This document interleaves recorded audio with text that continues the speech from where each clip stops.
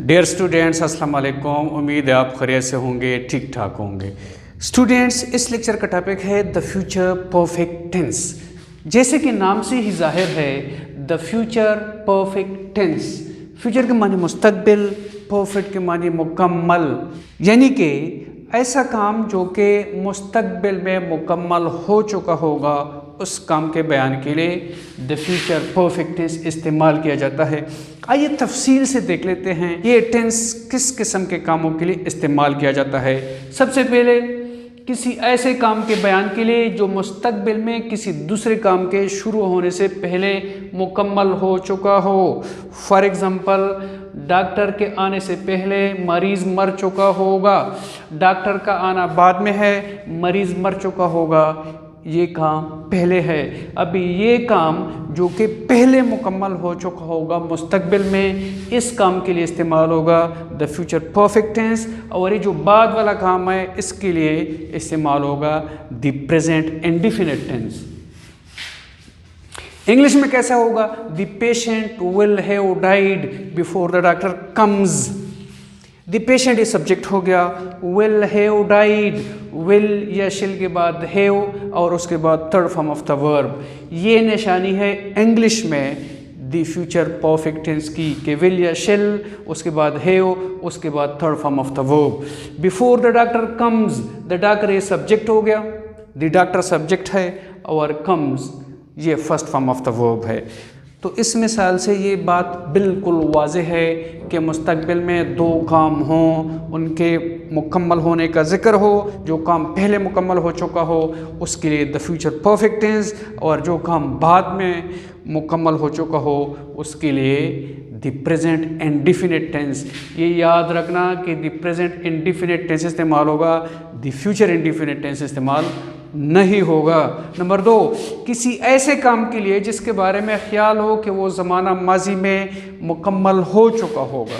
पहला जो इस्तेमाल है वो मुस्तकबिल में किसी काम के किसी और काम से पहले मुकम्मल होने के बारे में है। ये जो दूसरा इस्तेमाल है ये ऐसे काम के लिए है जिसके बारे में ख्याल हो कि वो माजी में मुकम्मल हो चुका होगा। मिसाल के तौर पर ये ख़बर आपने पहले ही सुन ली होगी। आप इस फ़िक्र पर गौर करें, इसमें माजी की बात हो रही है कि आपने ये ख़बर पहले ही सुन ली होगी या आप ये ख़बर पहले ही सुन चुके होंगे। सीगा इस्तेमाल हुआ है फ्यूचर परफेक्ट टेंस का, मगर काम के बारे में ख्याल है कि वो माजी में मुकम्मल हो चुका होगा, इसलिए मुझे दोहराने की ज़रूरत नहीं है। ये सीगा है द प्रेजेंट इंडेफिनिट टेंस का। अभी देख लेते हैं कि ये सेंटेंस इंग्लिश में किस तरह ट्रांसलेट होगा। You will have heard this news already.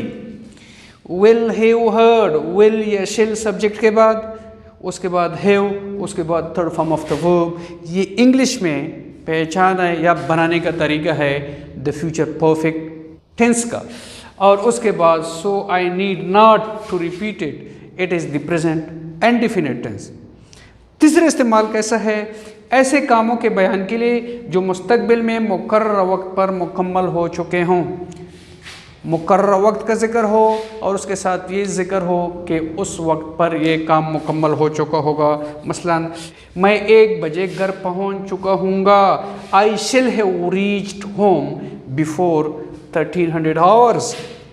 First person pronouns के साथ शिल लगता है और उसके बाद हैव, उसके बाद third form of the verb. Students, आइए अब देख लेते हैं कि द फ्यूचर परफेक्ट टेंस के जुमलों को हम उर्दू में किस तरह पहचानेंगे कि ये द फ्यूचर परफेक्ट टेंस का जुमला है, और फिर उसकी ट्रांसलेशन हम इंग्लिश में किस तरह करेंगे। स्टूडेंट्स, एक तो ये बात समझ लीजिए कि कोई भी जुमला जिसमें मुस्तकबिल में किसी काम के मुकम्मल होने का जिक्र हो, वो जुमला द फ्यूचर परफेक्ट टेंस का है। ये जनरल रूल है। इंग्लिश में सब्जेक्ट के बाद विल हैव या शिल हैव के साथ थर्ड फॉर्म का इस्तेमाल, ये पहचान है द फ्यूचर परफेक्ट टेंस की। अभी शिल कब आएगा, विल कब आएगा? शिल फर्स्ट पर्सन प्रोनाउंस के साथ यानी आई और वी के साथ, बाकी सब्जेक्ट कोई भी प्रोनाउन हो, कोई भी नाउन हो या कोई भी नाउन इक्विवेलेंट हो, उसके साथ विल हैव और थर्ड फॉर्म आएगा। आइए एग्जांपल से समझने की कोशिश करते हैं। डॉक्टर के आने से पहले मैं घर पहुंच चुका हूँगा। ये पहचान है फ्यूचर, मुस्तकबिल में काम के मुकम्मल होने की। अभी डॉक्टर के आने से पहले मैं घर पहुंच चुका हूँगा, ये काम पहले हुआ है और डॉक्टर का आना बाद में है। अभी देखते हैं कि इंग्लिश में किस तरह हम ट्रांसलेट करेंगे। I shall have reached home before the doctor comes. Shall have reached, ये पहचान है अंग्रेजी में द फ्यूचर परफेक्ट टेंस की। आई के साथ शेल आता है और वी के साथ शेल आता है, बाकी सब्जेक्ट कोई भी हो उसके साथ विल आएगा। बिफोर द डॉक्टर कम्स, जो काम बाद में हुआ है वो ट्रांसलेट होगा प्रेजेंट इंडेफिनिट टेंस में। ये याद रखना, ऐसा ना हो कि कहीं आप इसको फ्यूचर इंडेफिनिट टेंस में ट्रांसलेट कर दें। मरी रवाना होने से पहले आपने काम ख़त्म कर लिया होगा। अभी कर लिया होगा ये पहचान है द फ्यूचर परफेक्ट टेंस की। उर्दू में ये काम पहले हुआ है और मरी रवाना होना बाद में है। अभी देख लेते हैं कि इंग्लिश में किस तरह ट्रांसलेट किया जाता है ये। You will have finished your work, will have finished, will के साथ हैव और third form of the verb, ये पहचान है इंग्लिश में द फ्यूचर परफेक्ट टेंस की। बिफोर लीविंग फॉर मरी रवाना होने से पहले। शो ख़त्म होने से पहले बारिश रुक चुकी होगी, बारिश का रुक जाना पहले है और शो ख़त्म होना बाद में है। The rain will have stopped before the show is over, ये भी प्रेजेंट इंडेफिनिट टेंस है और ये द फ्यूचर परफेक्ट टेंस है। आपके वापस आने से पहले धोबी ने आपके कपड़े इस्त्री कर लिए होंगे, ये पहचान है उर्दू में द फ्यूचर परफेक्ट टेंस की। अभी इंग्लिश में देख लेते हैं। The washerman will have pressed your clothes before you return, will have pressed पहचान है द फ्यूचर परफेक्ट टेंस की और इसके साथ जो बाद वाला काम है यू रिटर्न, ये प्रेजेंट इंडेफिनिट टेंस है। उसने 1998 में कायदे आज़म का मज़ार देख लिया होगा। इस बात को समझ लिया गया है या इस बात को फ़र्ज़ कर लिया गया है कि माजी में कोई काम हुआ होगा, तो ऐसे काम के लिए भी द फ्यूचर परफेक्ट टेंस इस्तेमाल किया जाता है। ही विल हैव सीन मज़ार कायद इन 1998, हम कल तक आराम कर चुके होंगे, कल तक आराम कर चुके होंगे, ये चुके होंगे, ये पहचान है द फ्यूचर परफेक्ट टेंस की उर्दू में। वी शिल हैव टेकन, शिल हैव के बाद third form of the verb. Students, अब ज़हन में सवाल पैदा होता है कि अगर किसी जुमले में दो कामों का जिक्र ना हो बल्कि सिर्फ एक काम का जिक्र हो कि वो मुस्तकबिल में ख़त्म हो चुका होगा, तो क्या वो द फ्यूचर परफेक्ट टेंस का सेंटेंस होगा? स्टूडेंट्स, ऐसे जुमले की ज़रूरत पड़ती ही नहीं। ये जो तीन कंडीशंस हैं इनमें से एक कंडीशन लाजमी है। फिर भी अगर किसी पेपर में कोई एक सेंटेंस ऐसा आ गया कि जिसमें सिर्फ एक ही काम का मुस्तकबिल में मुकम्मल होने का जिक्र है, तो then you have to use the future perfect tense. मैं पहुंच चुका हूँगा, आई शैल हैव रीच्ड। अब ये सवाल कि द फ्यूचर परफेक्ट टेंस के सेंटेंसेस को नेगेटिव में किस तरह चेंज करना है, वेरी इजी। विल या शैल के बाद नॉट लगाओ।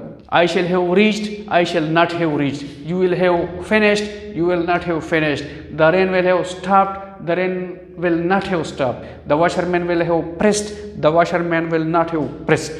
He will have seen, he will not have seen. We shall have taken, we shall not have taken.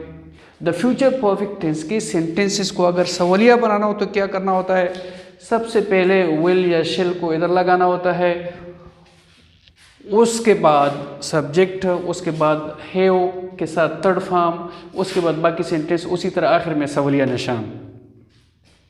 जैसे कि I shall have reached home before the doctor comes, shall I have reached home before the doctor comes, सवालिया निशान। You will have finished your work before leaving for Murree, will you have finished your work before leaving for Murray, सवालिया निशान। the rain will have stopped before the show is over, will the rain have stopped before the show is over, सवालिया निशान। the washerman will have pressed your clothes before you return, will the washerman have pressed your clothes before you return, सवालिया निशान। he will have seen मज़ार-ए-क़ाइद-ए-आज़म in 1998, will he have seen मज़ार-ए-क़ाइद-ए-आज़म in 1998, सवालिया निशान। we shall have taken rest by tomorrow, shall we have taken rest by tomorrow। अगर the future perfect tense के sentences को interrogative and negative बनाना है तो फिर क्या करना है, विल या शिल को सबसे पहले लगाया जाता है, उसके बाद सब्जेक्ट, उसके बाद नॉट, उसके बाद हैव रीच्ड, उसके बाद बाकी सेंटेंस, आखिर में सवालिया निशान। फॉर एग्जांपल ये सेंटेंस हम देख लेते हैं, I shall have reached home before the doctor comes, shall I not have reached home before the doctor comes, सवालिया निशान। You will have finished your work before leaving for Murree, will you not have finished your work before leaving for Murray, सवालिया निशान। the rain will have stopped before the show is over, will the rain have not stopped before the show is over, सवालिया निशान। the washerman will have pressed your clothes before you